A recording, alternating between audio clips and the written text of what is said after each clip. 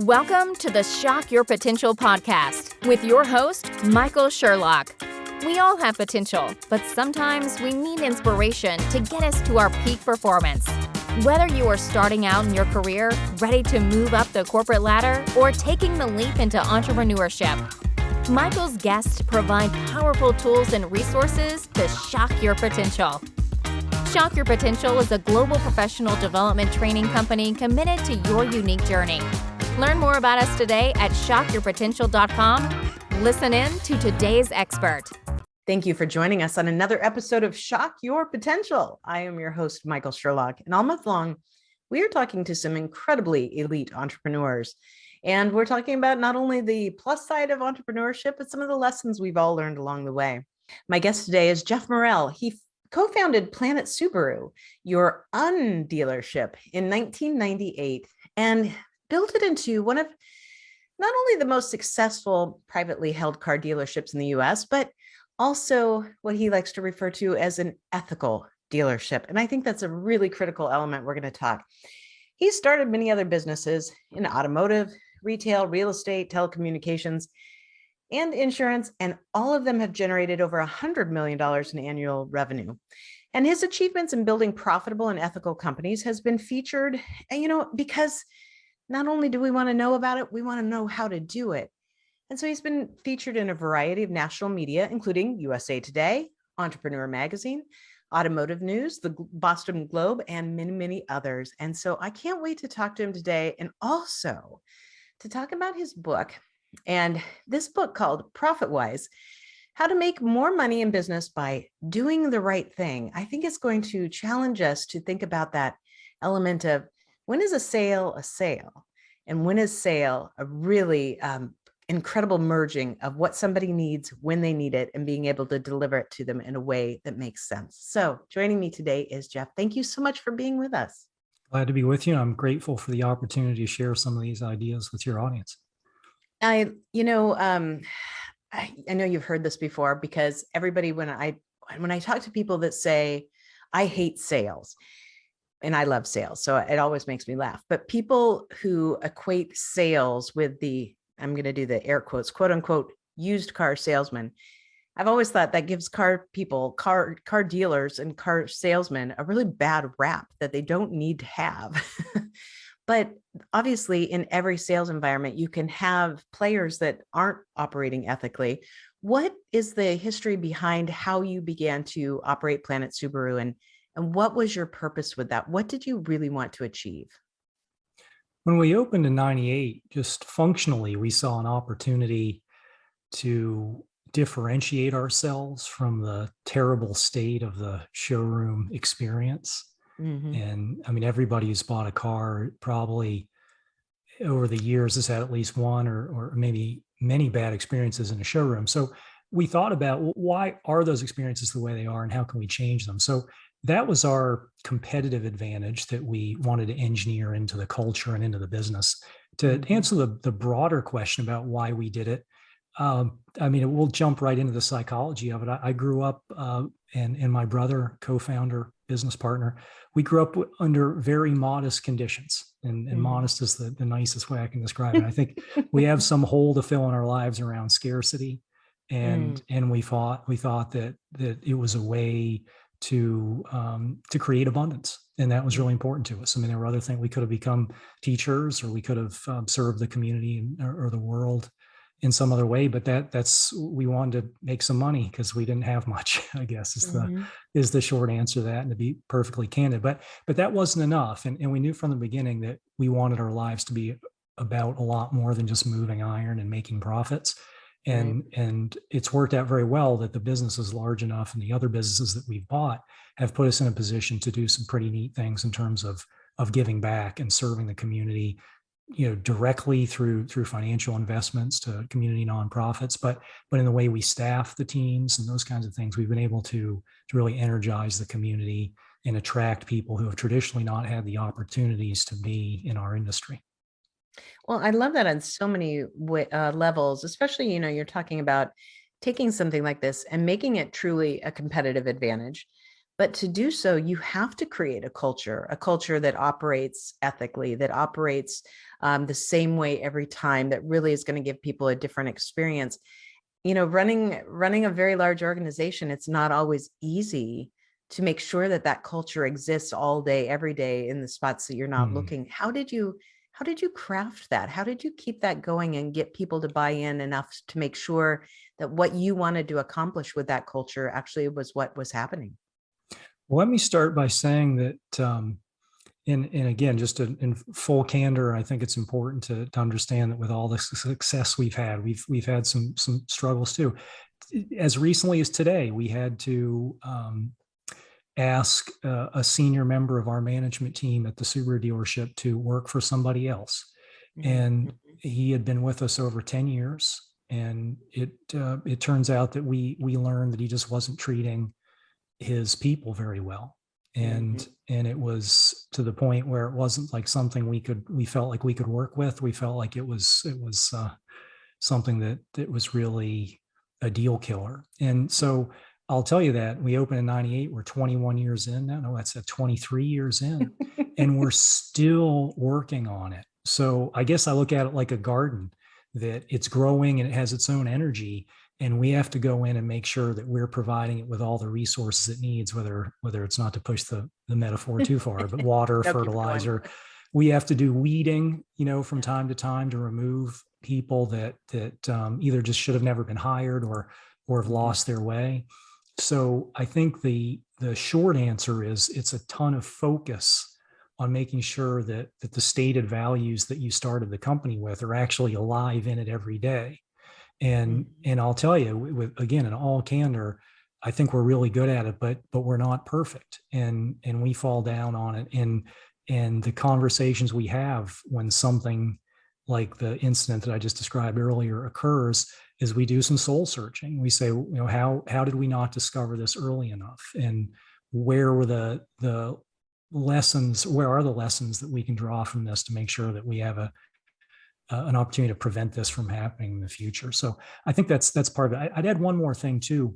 Yeah. That and we can talk as much about this or as little as you'd like, but I think our secret, the thing that really has made us successful relative to the competition, is our ability to hire people and our philosophy around that. And one of the things we do is for almost all of our positions, we do not require experience, because we don't want people from other dealerships importing their shenanigans and bad habits. We want to start fresh with people. And what that allows us to do is we don't have to spend a lot of time beating out the bad habits that people bring in. We start fresh, and the fact that we don't require experience really opens up the talent pool.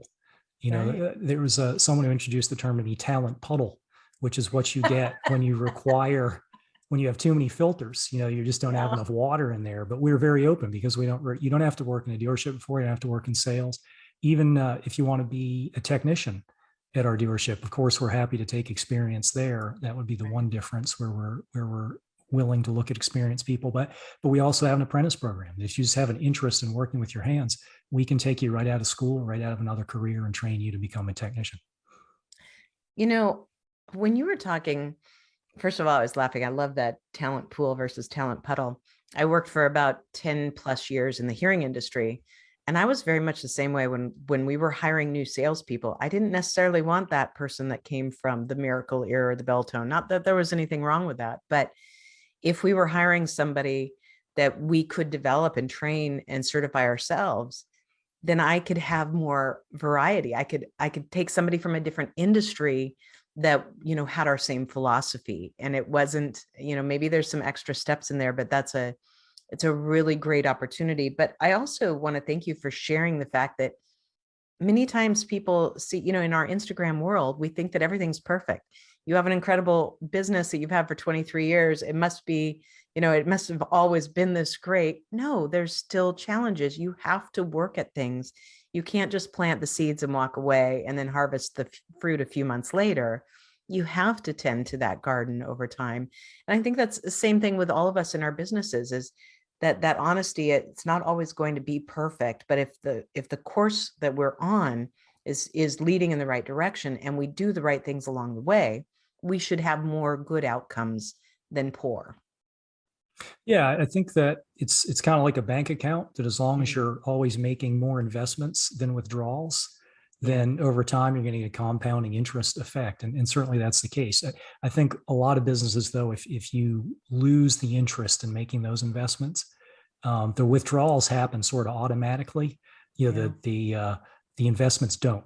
You know, in other Mhm. words, the entropic forces that are always taking a business down in terms of equipment failing, facilities getting old, people losing motivation, key people leaving, those things Yep. seem to happen by themselves without any help. But the hard part of hiring well and doing all those other things, that takes a lot of work. It does. It absolutely does. And I know that what you're talking about. We're having to make some personnel decisions today with my senior team, and it's interesting to help people go through that process and remind them that it's not because somebody's necessarily a bad person, or maybe, that they're just not the right fit, or that we've done as much as we can to, I call it, rehabilitate them. And if it works, great. And if it doesn't, then it's time to move on, because otherwise, then that contaminates the rest of the positive efforts that you're trying to make. So tell me a little bit about the book.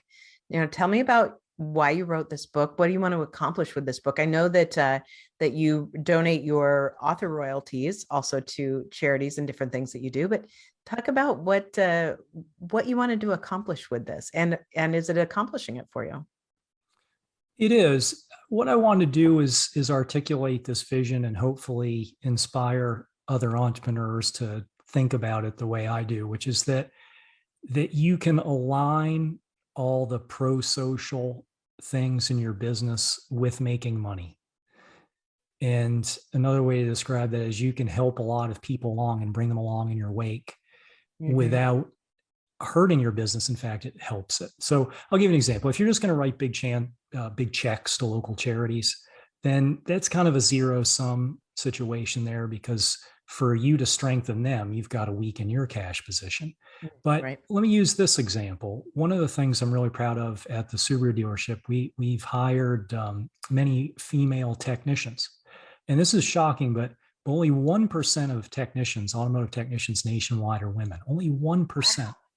Which is Holy moly. crazy when you think about it. So, and we're in the midst of a long-term talent shortage in service departments because our Yeah. vocational schools aren't producing enough people with these skills. So we said, all right, well, how can we benefit the community at the same time that we benefit our business?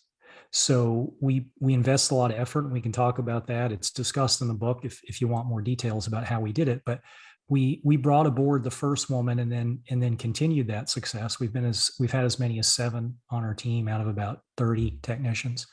And it's really unprecedented in the business. And the beauty for us is that it gives us talent that we really desperately need. We just don't have enough technicians. We have more people that need their car fixed than we have people to fix them. So it solved that for us, but it did something very much for these women too, because these were doors that didn't appear to be open to them. And so now they have a career path, and these are very high paying jobs and with good benefits. And, in our company, they can stay with us for an entire career doing really well. So it supports their families, their communities, everyone's better off as a result of this. It didn't cost anybody anything.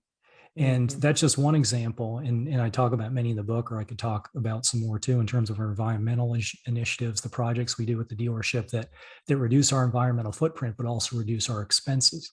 So there are all these win-win situations. If you're intentional about it, you're looking for them, and you build that into your culture and operating philosophy. I have to ask you, Jeff, my husband and I haven't even owned a car for 10 years. We live in Philadelphia and Center City, so we don't need one. Nice. Do you even need to check the oil on a car anymore? I mean, unless there's a little sensor in the engine that'll tell you if the light is low. But I mean, we don't. I mean, it's the kind of thing where we change it. And unless there's some reason we have some kind of other problem, no, I guess is the answer. Just when my father owned a gas station and was a mechanic. So growing up, he said, these are the things you need to learn. You need to know how to put air in your tires. You need to know how to check your oil, and you need to know how to change a tire and fill it with gas. And so to this day, I mean, if I had to, I could change a tire, but So far, luckily, I've not had to do the other ones too much. So, and I think that's amazing. It's also, to your point, it's one thing to be able to write a check. It's another thing to make conscious business decisions that support a community, but also support your business. And so, doing things like making sure you have more women who have this opportunity is a great thing. How has that, so at one point in time, you said you had 7 out of your 30 some that were women. How does that affect the overall culture of your environment? Because that's a pretty significant change to have 30% of that force in your business to be women when primarily it had been men. Does that create more of a sense of excitement, or, do you have any more challenges? It's just a really different environment. Yeah, again, in all candor, I think the most conspicuous thing is that the men, their behavior improved, maybe a little less cussing. Yeah. They were just, I don't know, it's like they felt like they needed to act a little more professionally. Yeah. This is what happened. And Yeah. I wouldn't have predicted that. And, we had good guys, of course, that have been very welcoming, and we have had no issues. We haven't had any, you could imagine there being problems with increasing the likelihood of sexual harassment or something. We haven't had that kind of thing. It's just, it's been very positive, I think, that way. One thing I will notice, and we have, because this commitment to get to parity with women and men in our business, which has not been fully realized yet. We're not quite to 50-50, but we've worked really hard on it. We have noticed that men tend to be more confident about their expertise than they actually are. Women are a little less confident about their expertise than they actually have, is the way I should say it. So we have to, there's a management challenge. And again, I'm painting with a broad brush. There are exceptions, of course, but we find that many women, we have to encourage them to take the promotion, to move them, advance them along in their career. Whereas the guys, there are many guys, 6 weeks after they start, they're looking for the promotions. Like, no, you don't know anything yet, so it's just a different, it's been interesting. And that's been, again, in all candor, that's been our experience. That's great. And I love the fact that you say too, that it kind of increased the professionalism of the men that were on there, because that also then has another benefit to your whole business. I talk often about, when employees feel a sense of ownership, and I mean, obviously ownership to a business, but more of a sense of understanding that their actions or inactions affect a business positively or negatively. So if they're more professional, then those things rub off on your whole business and the customer experience. And that all that can do is have more positive effects. I love it. And we are talking about all things entrepreneurship, but also about making good decisions that have a positive impact on community and business. So what, over the years, I know, you've shared some already here, but what are some of the secrets to your success personally in terms of being an entrepreneur and taking these risks? Because as you said in the beginning, my brother and I came from modest beginnings. Now we run these companies that are incredibly positive. They're incredibly impactful. There's a lot of money going around, so it's a different situation. But getting from where you started to where you are now, what things really helped you personally be able to have that kind of success, make those forward charges? Yeah, it's funny, not the most comfortable area for me to talk about, because I don't, I like to think of what we succeeded at as a team.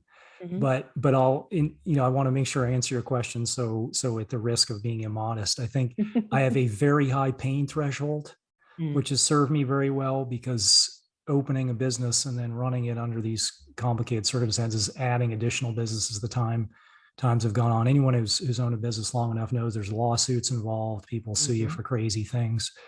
We've had our physical health threat, be it crazy customers who make really, really awful threats, and it's just really hard, year in, year out, to go in when things aren't going well. It's a lot easier now. We've had a good run last few years. The business overall, the industry has done very well, but early on, we opened, Subaru was not a particularly strong brand. Right. definitely is now, but it wasn't. So it was really grinding it out. So I think the pain threshold was part of it. And another thing I'm really proud of is my communication ability. I Mhm. I respond to 100% of the communications that are sent my way. I mean, obviously not spam emails or whatever, but if you're a reader or someone in your audience, there's on my website, you can reach out to me. You'll get, if you want to talk about something, you'll get a response. And Mhm. it's something that I've prioritized. It's a choice I've made that I don't want to ever be so busy that a friend or even a stranger that wants to share something with me or ask me about something, that I can't make time for that person. And I think that's been my commitment ever since we opened. So I think our team has felt that. They felt comfortable working with me. They know that I'm responsive and that I'm eager to make sure that they have all the knowledge that they need to succeed. So I think that'd be another thing. I love that. And it's also, when you talk about communication and prioritizing it, but paired with a high threshold for pain or whatever, conflict, understanding that also means that when it is tough, you go in and face it. And a lot of us, I laugh, I tell the story that when the pandemic hit, my business, 99% of my business income came from me getting on an airplane to go speak and train on leadership and sales somewhere in the world. And when that happened, I just wanted to crawl in bed and, curl into the fetal position and stick my thumb in my mouth and cry for a bit. Because, you're like, I just wanted to be different. So the fact that, you're able to, and you have been consistently able to not only do it when it's tough, but, deal with it up front, communicate it with it, even in the tough times, I think makes it even more appreciative for people, to see, here's somebody who's going to go through this with me. If we have a bad day, we have a bad month, we have a bad quarter, we can still do it, but we're going to talk about it. We're going to find solutions. Sure. Yep. And that's a good business strategy for any of us, as without a doubt, but not always easy to accommodate. So this is just kind of a random question. I didn't prep you on this one at all, but when you think back across this career that you've had and these businesses that you've built, if you could go back 20 some years, 25 years, and tell Jeff anything else that would have helped the younger Jeff to shock his potential, shock the business potential, shock the potential of somebody else farther or faster, what would you go back and tell him? Anything that you know now that you wish you could go back and just say, gosh, here's where you could have saved at least one headache? I think if there's any, if there's any single thing that matters the most to me now looking back, is that I would have had a little more fun along the way. I mentioned that pain threshold is that just being able to survive things going wrong all the time. I mean, it's financially beneficial, and that you can show up the next day and take your next beating and go through it. But I was very scared for many years. Like, I was just afraid that we were going to lose it all, because we were, very lightly capitalized, highly leveraged. And we knew that a recession or some kind of unexpected disaster could wipe us out. So I look back on it, turned out fine. And I wish I would have known that. Maybe I'd send a letter to myself. I mean, maybe another way to answer the question is, if I could write myself a letter, the 49-year-old Jeff to the 26-year-old just starting a business Jeff, it would be, it's going to turn out fine. So just make sure you enjoy it along the way, because the money's replaceable, the businesses are replaceable, but that 23 years of your life is not replaceable. I've been there, done that too. I totally get it. Yeah. So I unplug a lot more today than I did at 25 or 26. Exactly. Yeah. I love it. Well, Jeff, we're going to have all of your contact information on our show notes, including links to your book, which is also on your website, but which I know you're going to tell us in a minute. But in case somebody wants to look you up right now, what's the best way for them to find you?